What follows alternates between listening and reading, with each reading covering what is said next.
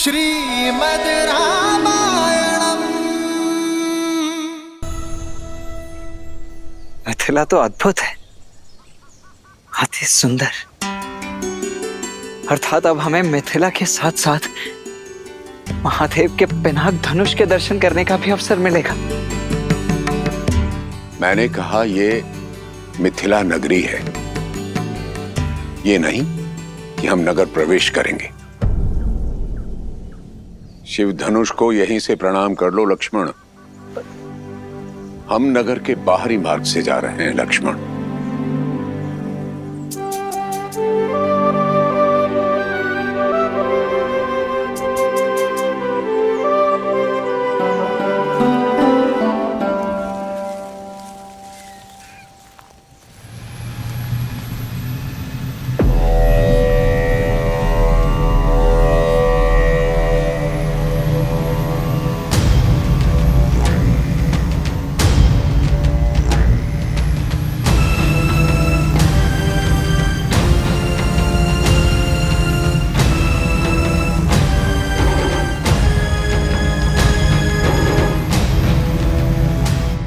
अद्भुत। इतना भव्य विमान किसका है गुरुदेव? और किसका हो सकता है? लंकाधिपति रावण का।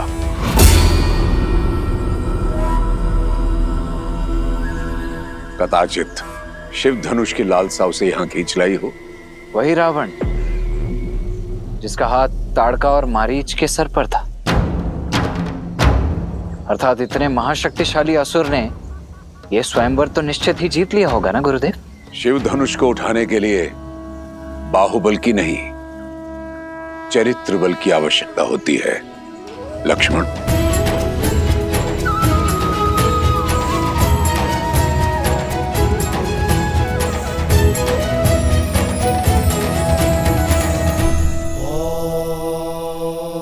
अब समझी महादेव, विश्वामित्र ने सतानन का मिथिला निमंत्रण क्यों टाला? ताकि राम रावण के वहां से निकल जाने के बाद ही वहां पहुंचे, कि उनकी भेंट उचित समय आने से पूर्व ना हो जाए। किंतु उन्हें अब राम को मिथिला लेके जाना चाहिए ना? प्रश्न केवल राम और रावण की भेंट रोकने का ही नहीं है देवी।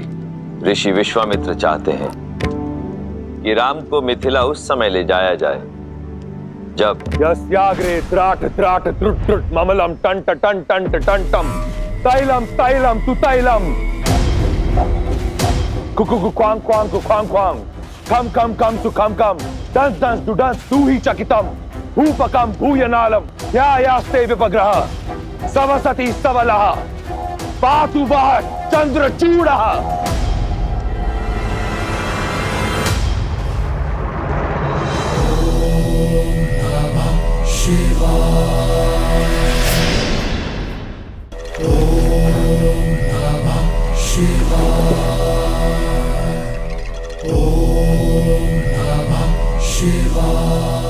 हर हर महादेव।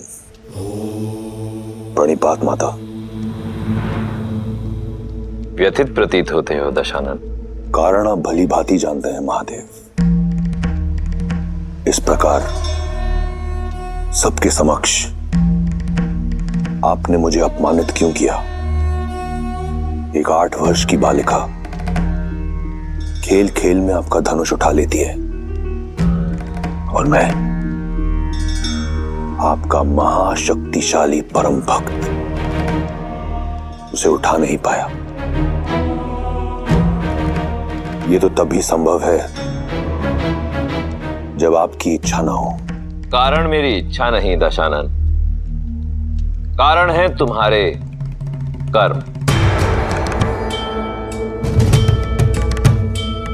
केवल मेरा भक्त मात्र होने से ही तुम्हारे कर्मों का फल तुम्हें छोड़ेगा नहीं। अभी भी समय है, अपना मार्ग बदल लो। अपनी असीम शक्ति और संपत्ति का उपयोग संसार के हित के लिए करो। इस संसार से मुझे कुछ नहीं मिला महादेव। जो भी पाया छीनकर। परंतु आप तो वो शिव हैं जिन्होंने अपने भक्तों के लिए विष पिया। तो आपने अपने इस भक्त को अपमान का विष क्यों पिलाया? बिना निमंत्रण मिथिला जाकर अपने अपमान को तुमने स्वयं आमंत्रण दिया दशानन। मैं जानना चाहता हूं रावण कि वो ऐसा क्या था जिसे पाने की लालसा तुम्हें मिथिला तक ले गई।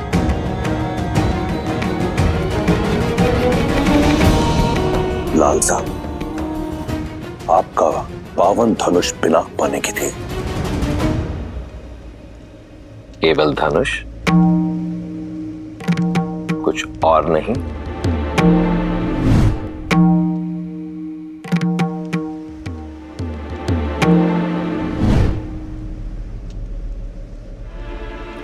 बोलो दशानन, आज तुम अपने अहंकार की भावना से इस सीमा तक ग्रसित हो चुके हो कि स्वयं अपने इष्ट के समक्ष असत्य कह रहे हो,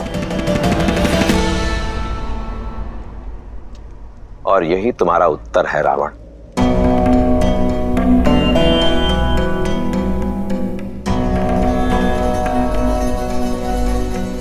सीता ने उस धनुष को उठाया क्योंकि उसके हृदय में आभार था, कामना नहीं। और तुम उसी धनुष को नहीं उठा पाए क्योंकि तुम्हारे हृदय में अहंकार था, भावना नहीं। तुम अत्यंत सौभाग्यशाली हो लंकापति कि तुम्हारे पास मंदोदरी जैसी पतिव्रता पत्नी है, मेघनाद जैसा आज्ञाकारी पुत्र है। इसलिए जो तुम्हारा नहीं है उसे पाने की लालसा छोड़कर जो है उसी में संतुष्ट रहना सीखो। मैंने तो यही सीखा है महादेव कि जीवन में जो मिलता है या तो प्रयास से या फिर प्रहार से, परंतु आपने आज सिद्ध कर दिया कि आप केवल देवों के ही देव हैं। इस राक्षस का साथ नहीं देंगे आप, फिर चाहे ये राक्षस आपका परम भक्ति क्यों ना हो। आप ईश्वर हैं, जैसे आपकी इच्छा। रहिए आप देवों के देव, परंतु फिर अपने इस राक्षस भक्त से अपनी प्रवृत्ति बदलने की अपेक्षा ना करें। यदि मेरे इष्ट होकर भी आप देवों के ही देव हैं, तो मैं भी आपका भक्त होकर राक्षस राज हूं। आप वही करें जिसकी अपेक्षा देवों को आपसे है, और मैं वही करूंगा जिसकी अपेक्षा राक्षसों को मुझसे है। उचित है दशानन। यदि ऐसा है तो अपने कर्मों का फल चखने के लिए भी सज्ज रहना। हर हर महादेव। माता,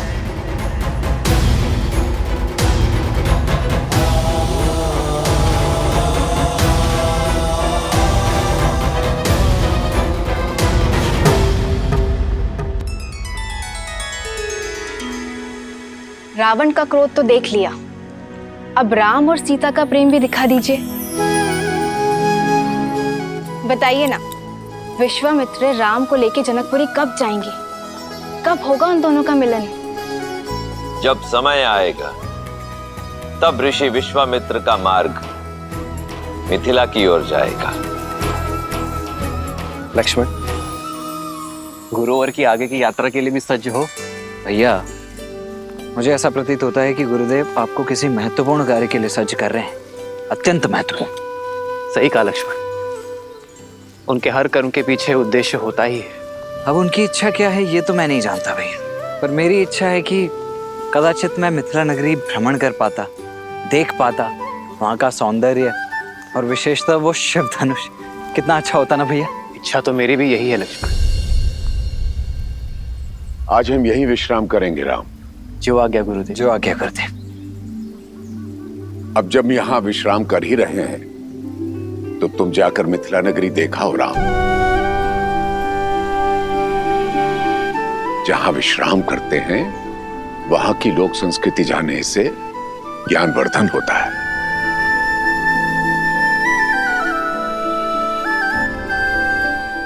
और चाहो तो लक्ष्मण को भी साथ ले जा सकते हो।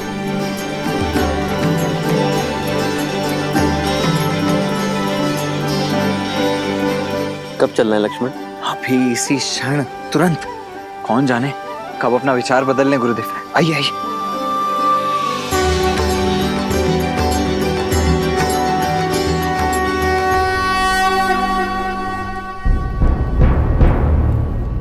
सुना है ना, महादेव ने मिथिला में महाधनुष रखा ही इसलिए ताकि यहां सब शुभ हो।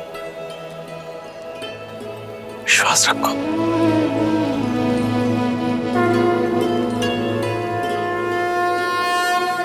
महाराज, कुछ सेवकों ने ब्रह्म ऋषि विश्वामित्र जी को दशरथ पुत्रों के साथ मिथिला में देखा है। वे सभी नगर के बाहर आम्रकुंज में ठहरे हुए हैं। सौभाग्य मिथिला के द्वार तक आया है, उनका आदर कर। है स्वयं उन्हें स्वयंवर का निमंत्रण देने चाहूंगा। आइए।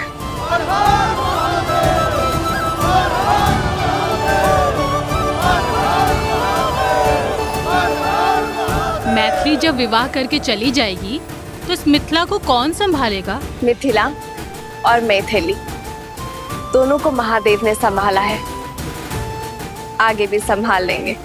महालक्ष्मी जैसा दिव्य स्वरूप आया है पुत्री। प्रार्थना करती हूँ कि नारायण जैसा दिव्य वर मिले तुम्हें।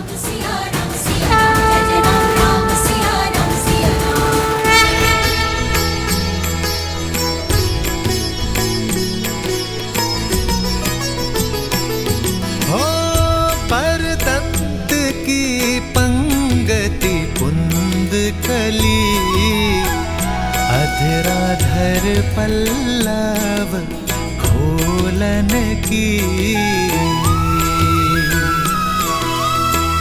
चपला चमके घन बीच जागे, छवि मोतिन माल मोलन की।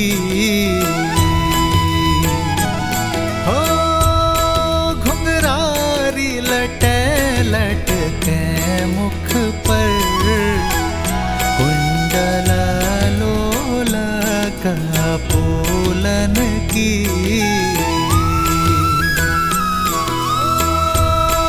निर्छावरी प्राण करे तुलसी, बलि जाऊं ललायन बोलन की।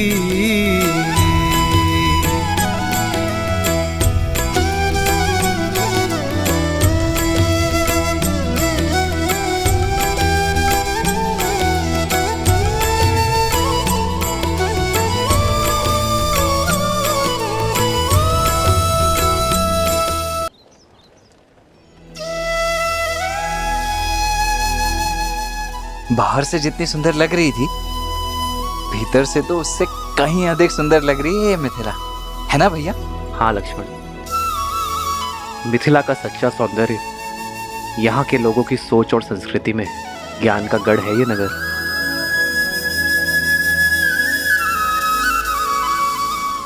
कौन है ये तेजस्वी युवक? कहीं देवता तो वेश बदलकर मिथिला नहीं आ गए? देवता क्यों, कहीं के राजकुमार भी तो हो सकते हैं। सीता स्वयंवर में आए हो, राजकुमार ऐसे गलियों में विचरण करते हैं क्या? कोई गंधर्व तो नहीं हो भी सकता है। चलो चलो आओ देखते हैं।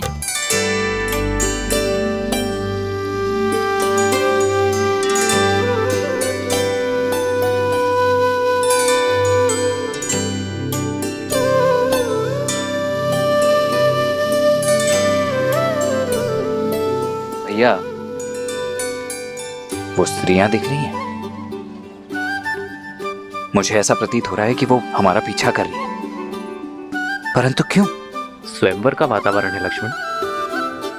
हो सकता है तुम में अपनी पुत्रियों का वर ढूंढ रही हैं। फिर तो पहले आप पकड़े जाएंगे भैया। ज्येष्ठ भ्राता का विवाह पहले होता है। लक्ष्मण, यहाँ ज्येष्ठ कौन है कोई नहीं जानता। आप मुझे भयभीत करने का प्रयास कर रहे हैं। जाइए, मैं आपसे बात नहीं लक्ष्मण, आओ। अब तक समझ में नहीं आ रहा ये राजकुमार है या मनुष्य के वेश में कोई देव। एक उपाय है, हम इन्हें अपनी ये मिठाइयाँ और ये सामान बेच देते हैं। मूल्य चुकाने के लिए इन्हें धन देना होगा। यदि इन्होंने धन दिया तो ये राजकुमार है, और यदि इनके पास धन नहीं हुआ तो फिर तो ये देवता है, देवता। चलो।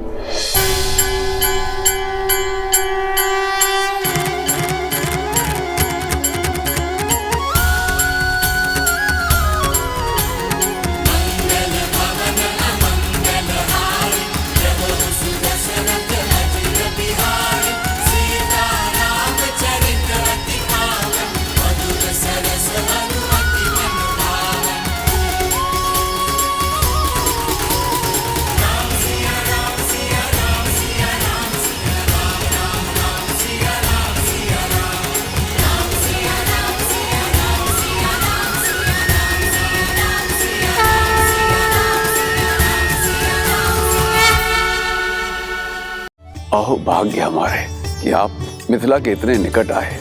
मैंने आपकी पराक्रम और करुणा की गाथा सुनी। आपके आगमन से मिथिला धन्य हो गई। कदाचित कल स्वयंवर में ही आ पाएंगे दशरथ नंदन। स्वयंवर के लिए राजकुमारों की प्रतीक्षा रहेगी।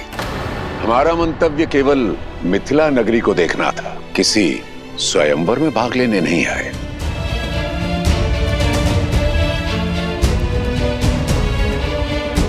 श्रीमद् रामायणम्।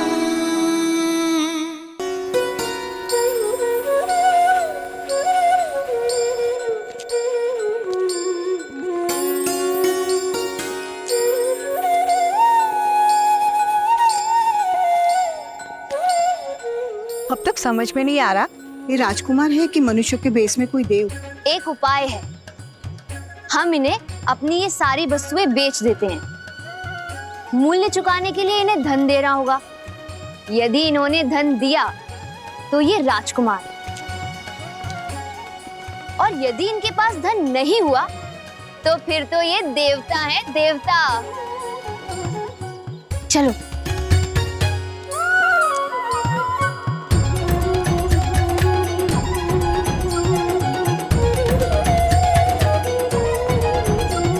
भैया, सब हमें ऐसे टकटकी लगाकर क्यों देख रहे हैं?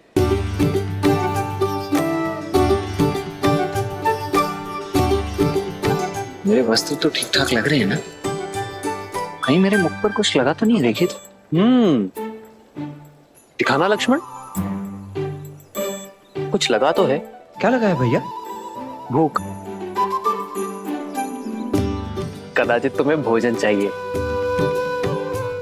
हाँ, हो सकता है, परंतु यहाँ भोजन मिलेगा कहाँ? भूख की औषधि ये रही। लड्डू खाओगे? मिष्ठान स्वादिष्ट लगते हैं लक्ष्मण, खाओगे? सप्ताहों से वन के कंदमूल खाकर पेट भरा है भैया। खाऊंगा क्यों नहीं, अवश्य खाऊंगा।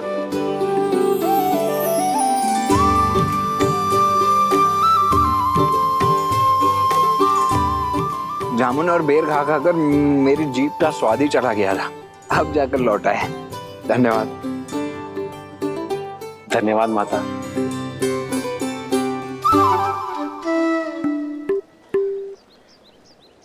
भैया, इस मिष्ठान के मूल्य के रूप में इन्हें देने के लिए कुछ धन है आपके पास? नहीं। तुम्हारे पास?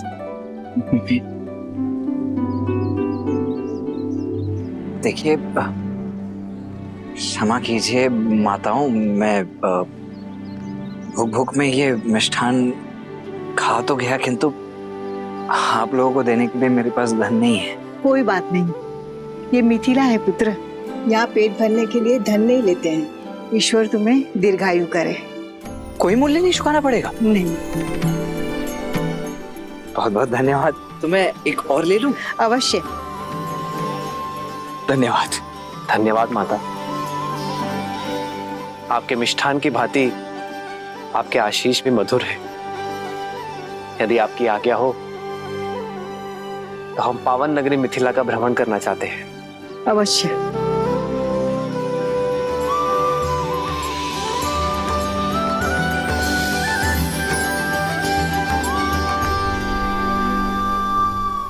चले लक्ष्मण? जी भैया। अब तो ये सिद्ध हो गया कि ये देव ही हैं।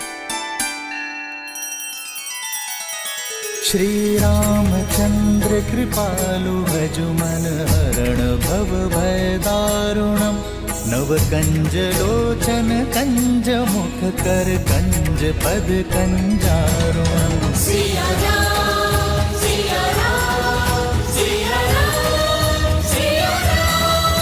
आदर्श और मर्यादा की है ये कथा महापावनम काट मद श्री से मिला दे श्रीमद् रामायणम श्रीमद् रामायणम।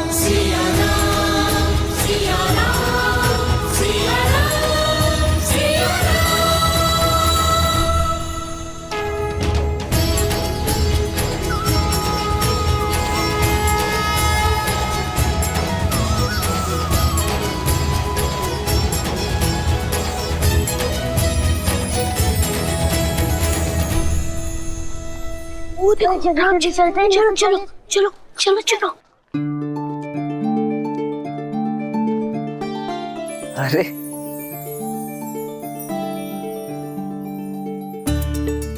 क्या हुआ बच्चों, क्या देख रहे हो? सब लोग कह रहे हैं आप देव हैं, सच में है क्या?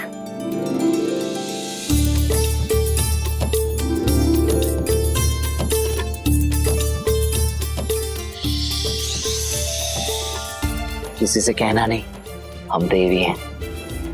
अभी अभी स्वर्ग से उतरे, किंतु ध्यान रहे हाँ, हमें छूना नहीं है, अन्यथा ज्ञात है ना क्या होगा? क्या हो जाएगा? क्या हो जाएगा? हम अदृश्य हो जाएंगे।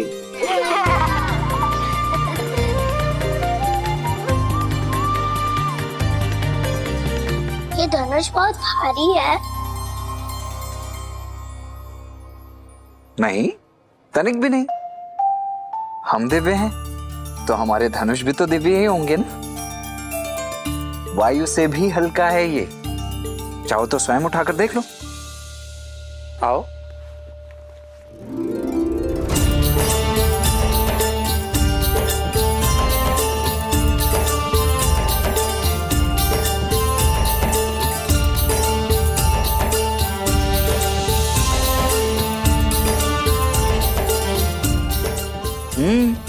अद्भुत। अरे वाह, तुम तो अत्यंत शक्तिशाली हो।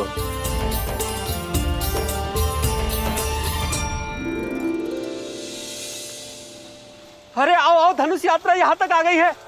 हर हर महादेव, हर हर महादेव, हर हर महादेव, हर हर महादेव।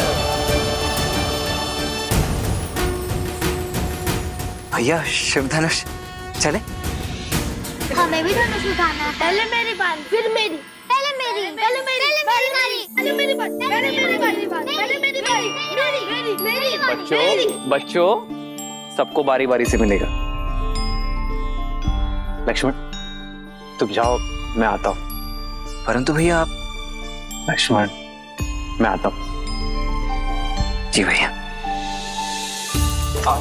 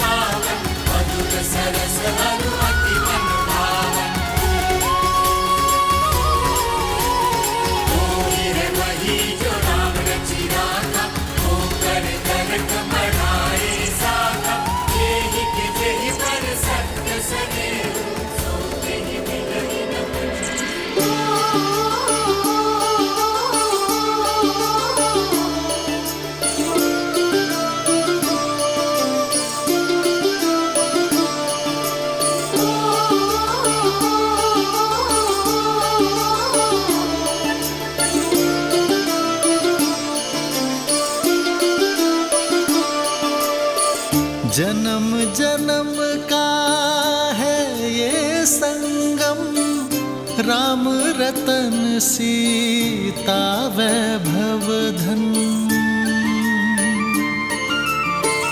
एक है पौरुष एक समर्पण, एक है रूप तो दूजा दर्पण।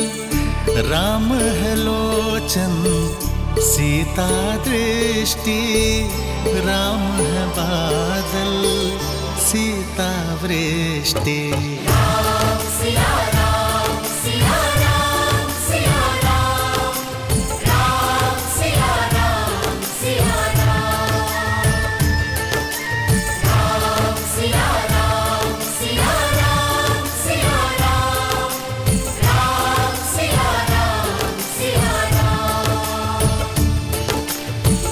जन्म जन्म का है ये संगम, राम रतन सीता वैभव धन।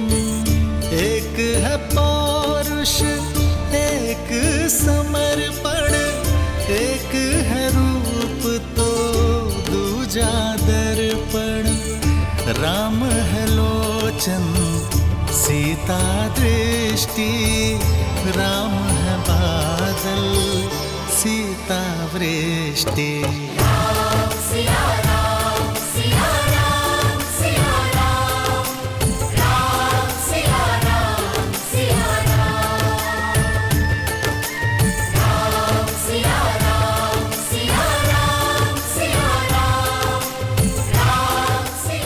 दीदी कहाँ खो गई आप? धनुष गया आगे, चलिए।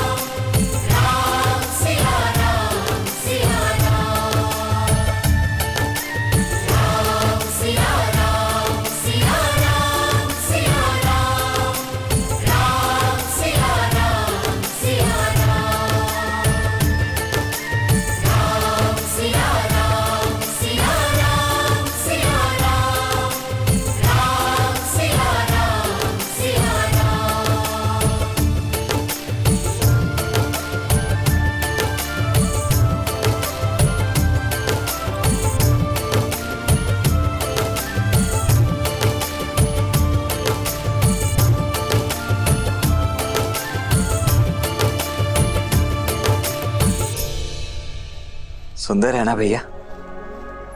कितना दिव्य है, अद्भुत। भैया भैया, मेरे विचार से अब हमें चलना चाहिए। अधिक विलंब किया ना तो गुरुदेव क्रोधित हो जाएंगे। चल आइए। महादेव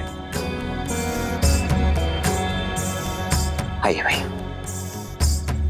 या कुंदेन्दु तुषारहार धवला, या शुभ्रवस्त्रावृता, या वीणा वरदंड मंडितकरा, या श्वेत पद्मासना, या ब्रह्माच्युत शंकर प्रभवतिभिर्दैवै सदा वंदिता। सा मां पातु सरस्वती भगवती निःशेषजाड्यापहा।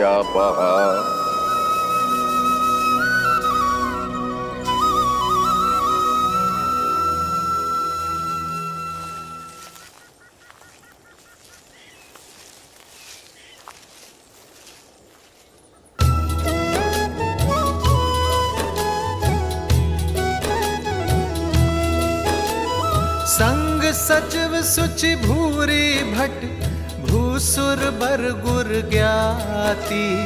चले मिलन मुनि नायक ही, मुदित राउ एहि भांति। प्रणिपात ब्रह्मर्षि। अहो भाग्य, आप मिथिला के इतने निकट आए। अब नगर में प्रवेश करें ऋषिया। आपके आगमन से तो मिथिला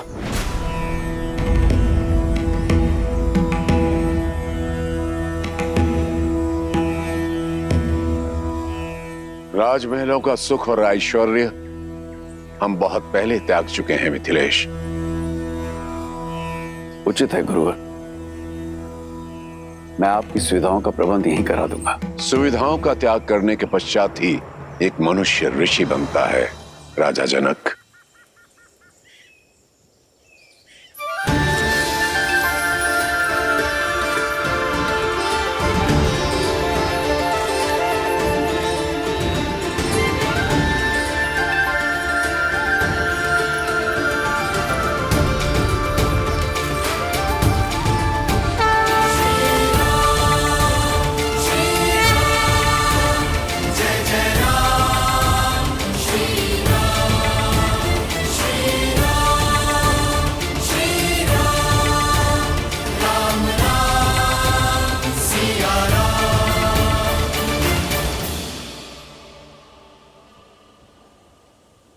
ऋषिवर, ये चंद्र जैसे दिखने वाले आपके अद्भुत शिष्य कौन है? ये अयोध्यापति महाराज दशरथ के ज्येष्ठ पुत्र राम है।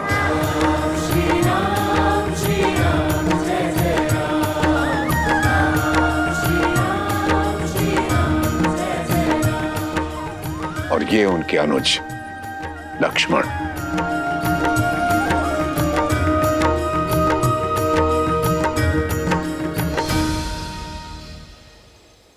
मैंने आप दोनों की पराक्रम और करुणा की गाथा सुनी कि कैसे आपने ताड़का और देवी अहिल्या का उद्धार किया।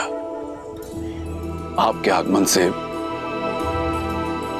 मिथिला धन्य हो गई। धन्य तो हम हुए तात कि राजर्षि जनक जैसे परम ज्ञानी से भेंट हुई और साथ ही पवित्र नगरी मिथिला और परम पावन पिनाक के दर्शन हुए।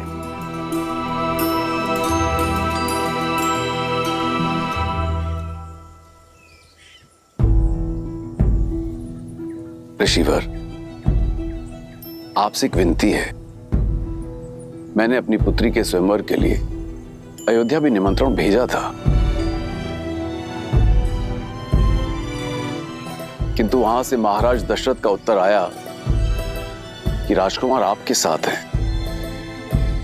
कितना अद्भुत संयोग है ना, इस पावन उपलक्ष्य में आप इनको यहां ले आए। और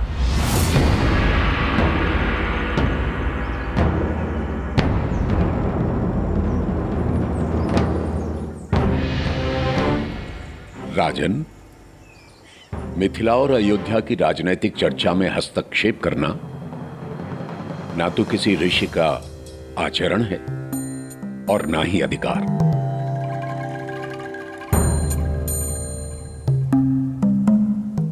हम तो अपने शिष्यों के साथ जिस मार्ग से जा रहे थे, मिथिला उसके बीच में आ गए।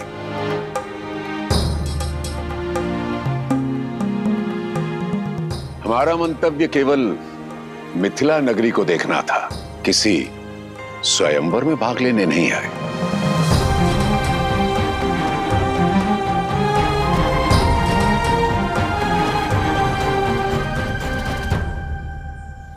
उचित है ऋषिवर, किंतु आप आशीर्वाद देने तो आएंगे ना।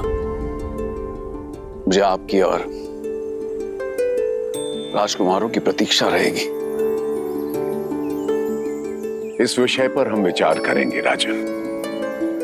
और रही बात आशीर्वाद की, वो तो यहीं से आपके साथ है। ये मेरी ओर से भूमिजा के लिए। जैसी आपकी इच्छा।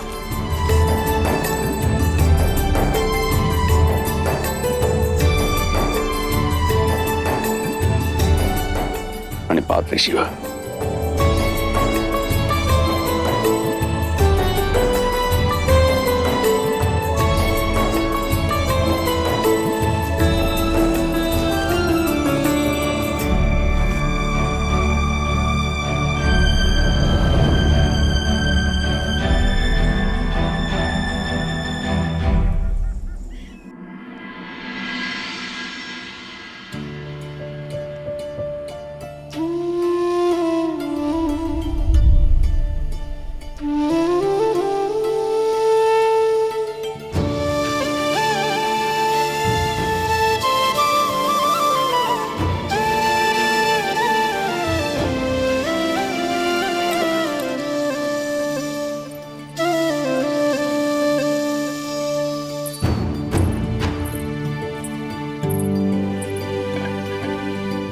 पिताश्री लौट आए ब्रह्म ऋषि विश्वामित्र से मिलकर? नहीं कुमारी। ठीक है, तुम जाओ। कदाचित स्वयंवर में ही आ पाएंगे दशरथ नंदन।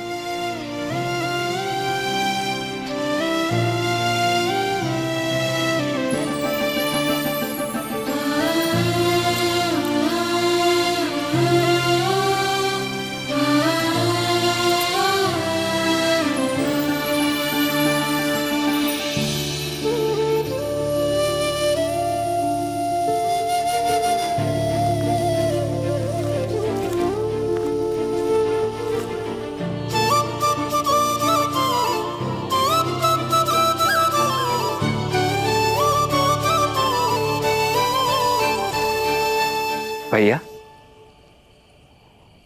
भैया बैठो लक्ष्मण।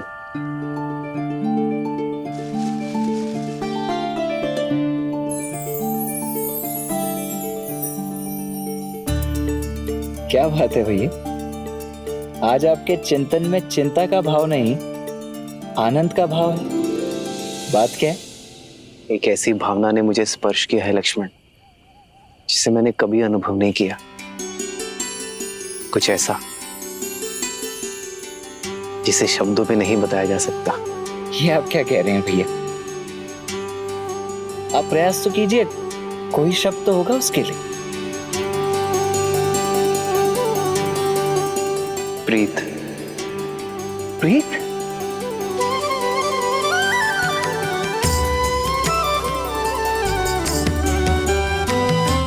नहीं जानता ये उचित है या नहीं लक्ष्मण, किंतु ऐसी अनुभूति आज तक किसी को देखकर नहीं हुई, जिसे युगों युगों से हम एक दूसरे के साथ हो, जैसे उनकी जीवन यात्रा मुझसे जुड़ी हो। जनक पुत्री सीता,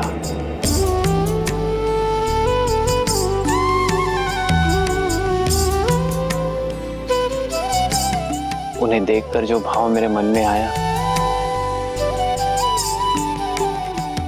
वो प्रीति है लक्ष्मण। भैया